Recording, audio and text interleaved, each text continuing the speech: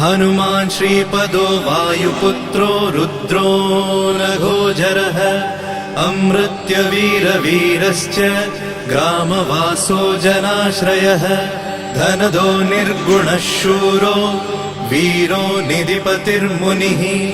पिङ्गाक्षो वरदो वाग्मी सीताशोकविनाशकः शिवः शर्वत्परो व्यक्तो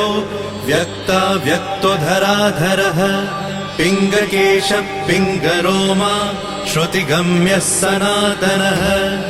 अनादिर्भगवान् देवो विश्वहेतुर्जनाश्रयः